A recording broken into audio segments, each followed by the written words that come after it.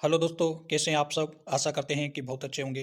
दोस्तों, इस यूट्यूब परिवार के साथ मिलकर हमारी टीम लगातार भारत की जातियाँ, उनकी उत्पत्ति, उनके वंशज और इतिहास के सुनहरे पन्नों में उस जाति के बारे में क्या लिखा है, इन सभी मुद्दों पर आपके साथ प्रतिदिन डिस्कस कर रहे हैं। दोस्तों, आप सभी दोस्तों का इस यूट्यूब परिवार को बहुत अच्छा सहयोग मिल रहा है, रिस्पॉन्स मिल रहा है। आशा करते हैं कि इसी प्रकार का सहयोग आप सदा इस यूट्यूब परिवार के प्रति बनाए रखेंगे। दोस्तों, आज हम बात करेंगे ट्रांसजेंडर समाज जो है, ट्रांसजेंडर जाति जो है, उनका कल्चर के बारे में और जितनी भी उनके सामने जो परेशानियां प्रारंभ में आ रही थी और वर्तमान में आ रही थी, उस पर हम बात करेंगे। और इससे पहले जो प्राचीन टाइम था, जब विदेशी आक्रांता थे या फिर जो राजा महाराजों के टाइम था, उस टाइम ट्रांसजेंडर जो समुदाय था या समाज था, उसकी स्थिति कैसी थी। उसके बाद ब्रिटिश जब अंग्रेज भारत में आए, काफ़ी टाइम तक उन्होंने शासन किया यहाँ। उस टाइम जो ट्रांसजेंडर समुदाय था, जो समाज था, उसकी स्थिति क्या रही। और उसके बाद जब देश आज़ाद हो गया, तो उस टाइम ट्रांसजेंडर समुदाय के लिए कौन सी व्यवस्था की गई, ये पूरा जो है इस वीडियो में हम देखेंगे। थोड़ा सा वीडियो दोस्तों बड़ा हो सकता है, लेकिन आप क्योंकि हम सभी भारतीय हैं, तो हमारा फर्ज बनता है कोई भी जाति हो उसके बारे में हमें जानकारी होना जरूरी है। तो थोड़ा सा टाइम आपका वेस्ट हो सकता है, लेकिन आप वीडियो को पूरा देखेंगे तभी ट्रांसजेंडर समुदाय के बारे में आप बहुत अच्छी जानकारी प्राप्त कर लेंगे। ट्रांसजेंडर शब्द उन लोगों के लिए प्रयोग किया जाता है जिनकी एक लैंगिक पहचान या अभिव्यक्ति उस लिंग से अलग होती है जो उन्हें उनके जन्म के समय दी गई होती है। मतलब ट्रांसजेंडर जो समाज है, कोई व्यक्ति है, लोग जो हैं, उनकी एक लैंगिक पहचान या अभिव्यक्ति उस लिंग से अलग होती है जो उनके जन्म के समय दी होती है। मतलब जन्म के समय जब भी बच्चे का जन्म होता है, तो या तो वो पुरुष होता है या स्त्री होता है, तो उस पहचान से ट्रांसजेंडर की जो पहचान है वो अलग होती है। जो सामान्य पुरुष की पहचान होती है बचपन से ही, अगर वो पुरुष है तो आगे भी दोस्तों पुरुष ही रहता है, लेकिन ट्रांसजेंडर के लिए ये व्यवस्था जो जन्म से उसका प्रमाण है वो नहीं होती। इस लाइन का कहने का मतलब ये। कुछ ट्रांसजेंडर लोग जो लिंग परिवर्तन के लिए चिकित्सा सहायता लेने की इच्छा रखते हैं, उन्हें ट्रांससेक्सुअल कहा जाता है, जो अपने लिंग को परिवर्तन करना चाहते हैं। ट्रांसजेंडर को अक्सर एक संक्षेपित में ट्रांस भी कहा जाता है। ये श्रेणी व्यक्तियों को काफी मोटे तौर पर परिभाषित करती है। इस श्रेणी में न सिर्फ वे लोग आते हैं जिनकी लिंग पहचान उनके असाइन किए गए लिंग, मतलब परलैंगिक पुरुष और परलैंगिक महिला के विपरीत है, बल्कि इनके अलावा वे लोग भी शामिल हो सकते हैं जो अपने आप को किसी विशेष रूप से मर्दाना या स्त्री महसूस करते हैं। उनको लगता है कि वो है तो पुरुष, लेकिन ऐसे लगता है कि वो स्त्री है या उसमें स्त्री जैसे गुण हैं।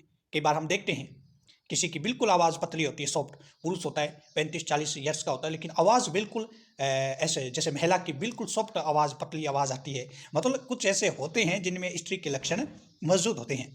उदाहरण के तौर पर वे गैर द्विआधारी लैंगिक लोग होते हैं।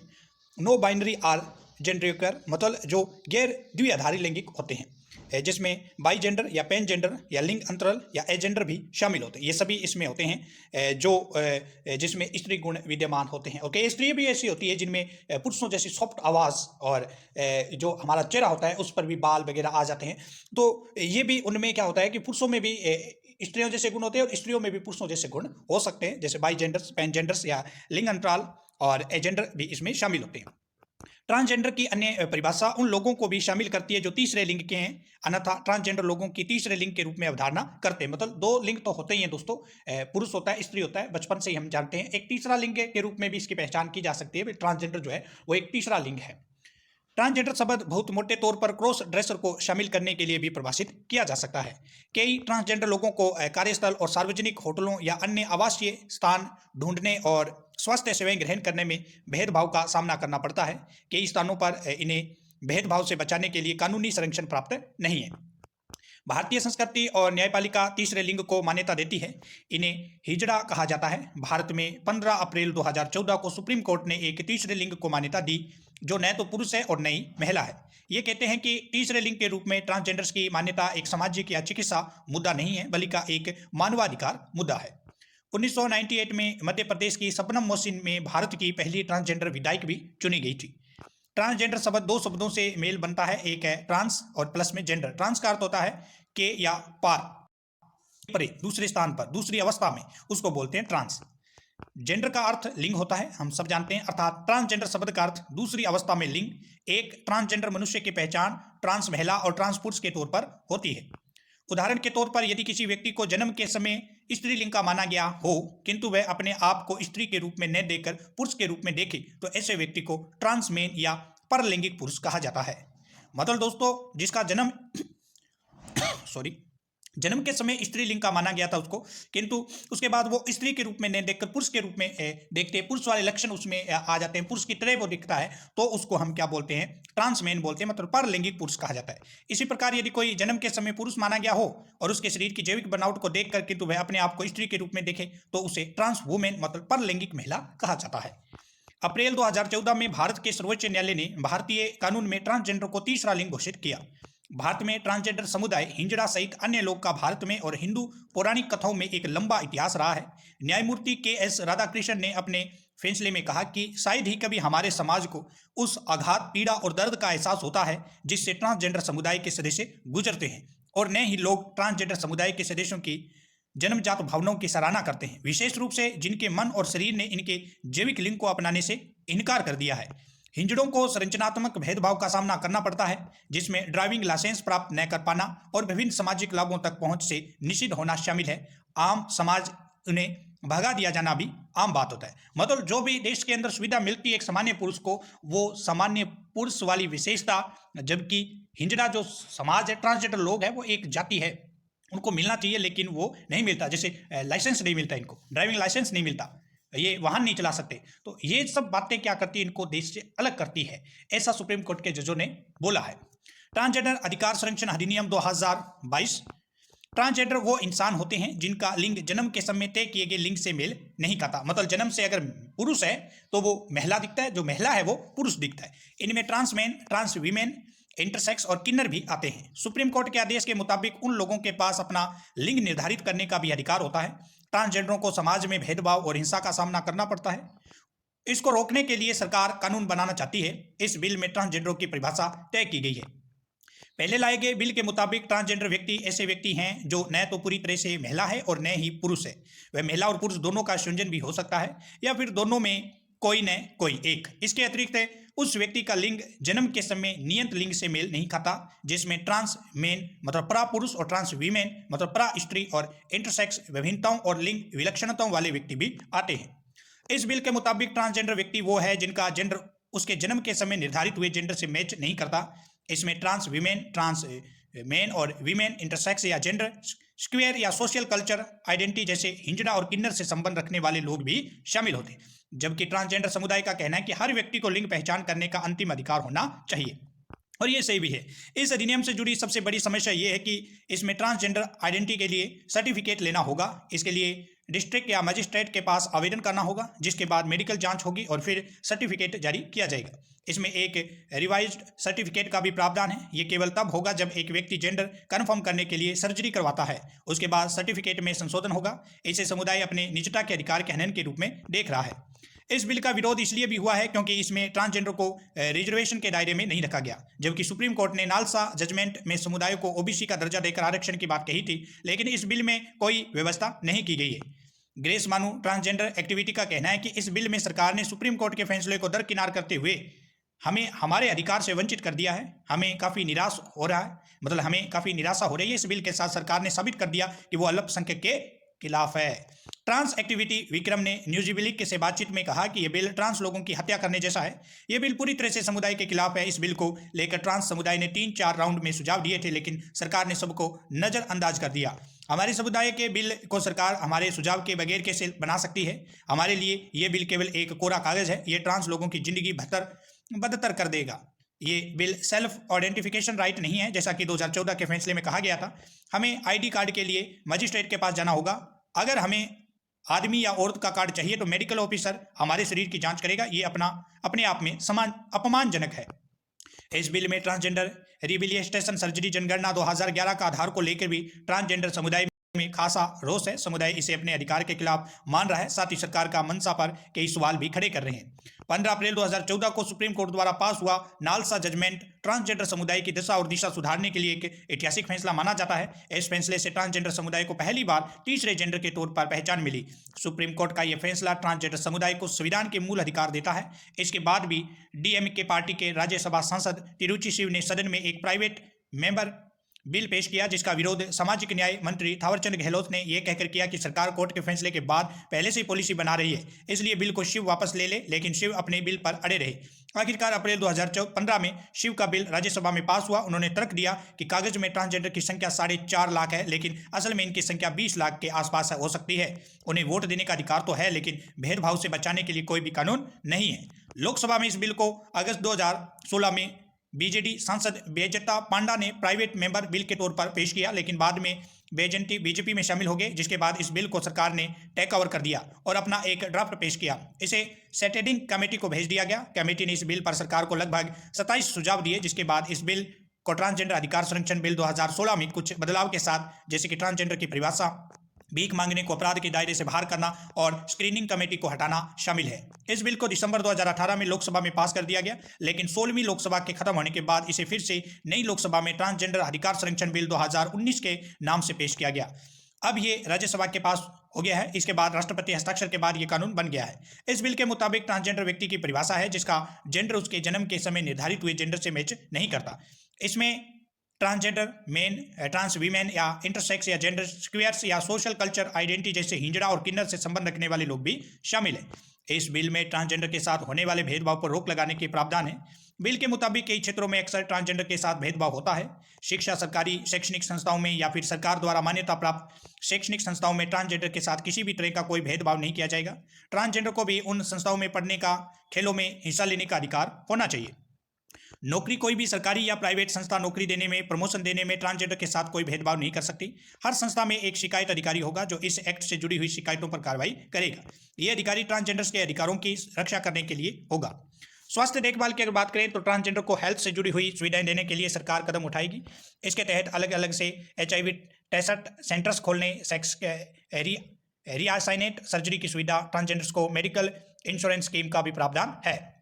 निवास का अधिकार है। हर ट्रांसजेंडर को अपने परिवार के साथ अपने घर में रहने का अधिकार है। अगर उसका परिवार उसकी केयर करने में नाकाम होता है तो वो रिहेबिलिटेशन सेंटर में रह सकता है। इसके अलावा वो किराए का घर लेकर भी रह सकता है। उसे कोई भी मकान मालिक इस आधार पर घर देने से मना नहीं कर सकता कि वो ट्रांसजेंडर है। वो खुद के नाम प्रॉपर्टी भी खरीद सकता है। इस कानून के मुताबिक जबरन किसी ट्रांसजेंडर को बंधुआ मजदूर बनाना, हालांकि अगर किसी सरकारी स्कीम के तहत कोई ट्रांसजेंडर मजदूरी करता है तो वो अपराध नहीं होगा। सार्वजनिक संस्थानों का इस्तेमाल करने से रोकना, घर से या गांव से निकालना, शारीरिक हिंसा या यौन शोषण, मौखिक तौर पर, मानसिक तौर पर या आर्थिक तौर पर परेशान करना, अपशब्द कहना अपराध की श्रेणी में रखा जाएगा। अगर किसी भी ट्रांसजेंडर को कोई अपशब्द बोलता है, भद्दे शब्द बोलता है, उसे परेशान करता है, टॉर्चर करता है, मानसिक रूप से और शारीरिक रूप से भी शोषण करता है उसका, और या फिर उसको अपशब्द कहता है, यौन शोषण करता है, यौन हिंसा करता है, तो ये सब अपराध की श्रेणी में आएंगे। अपराध करने वाले को 6 महीने से 2 साल तक की सजा हो सकती है, साथ ही जुर्माना भी लग सकता है। हर अपराध के मुताबिक दंड तय होगा। इस बिल में ट्रांसजेंडर के लिए council, national council for transgender person बनाने की बात भी कही गई है, जो केंद्र सरकार को सलाह देगा।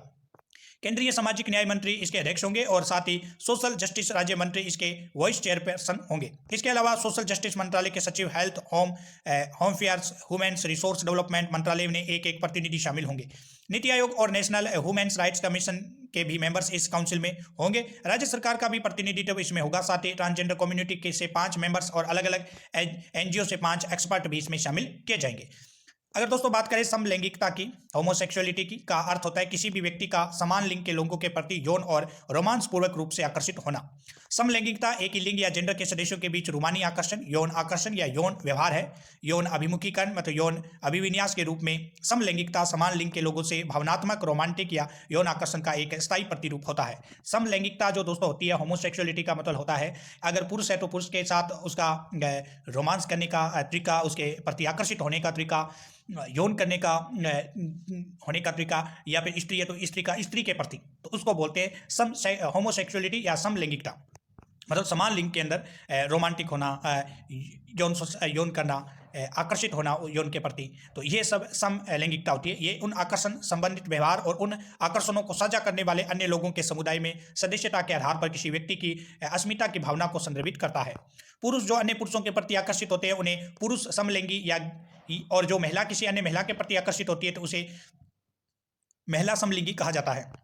लेकिन उसे आमतौर पर महिला समलिंगी या लेस्बियन भी कहा जाता है। जो लोग महिला और पुरुष दोनों के प्रति आकर्षित होते हैं उन्हें उभयलिंगी कहा जाता है। कुल मिलाकर समलैंगिक, उभयलिंगी और लिंग परिवर्तित लोगों को मिलाकर एक LGBT समुदाय बनता है। ये कहना कठिन है कि कितने लोग समलैंगिक है। समलैंगिकता का अस्तित्व सभी संस्कृति और देशों में पाया गया है। यद्यपि कुछ देशों की सरकार इस बात का खंडन करती है। अन्य लोगों के समान ही समलैंगिकों को भी प्यार हो सकता है और उनके भी जीवन प्रयत्न संबंध हो सकते हैं। बहुत से देशों में समलैंगिक अपने जोड़ीदार से वैधानिक रूप से विवाह नहीं कर सकते, हालांकि उनके भी वैसे ही संबंध हो सकते हैं जैसे समलैंगिकों के विषमलैंगिकों के होते हैं। समलैंगिक प्राय एक दूसरे को जोड़ीदार या जीवन साथी कहते हैं, बजाय कि पति या पत्नी कहने के।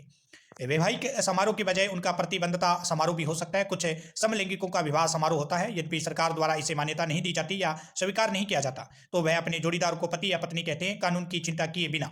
पर इनके लिए विवाह केवल नाम के लिए नहीं है। विवाहित लोगों को बहुत से लाभ होते हैं। किसी देशानुसार ये लाभ बहुत प्रकार के हो सकते हैं, जैसे कि कम कर भुगतान, अपने पति पत्नी का बीमा पाना, संपत्ति का उत्तराधिकारी होना, सामाजिक सुरक्षा लाभ, बच्चा पैदा करना या गोद लेना, अपने पति पत्नी के देश प्रवास गमन, अपने बीमार पति पत्नी के लिए किसी विकल्प का चुनाव करना या अपने बीमार पति पत्नी को अस्पताल में मिलने जाना, ये सब लाभ इनको मिल सकते हैं। समलैंगिकों को होने वाली कौन सी परेशानियां हैं? तो आधुनिक समय में समलैंगिकता को पश्चिमी देशों में स्वीकृत किया जाता है। अधिकांश पश्चिमी देशों में समलैंगिकों को हिंसा और भेदभाव से बचाने के लिए कानून बने हुए हैं।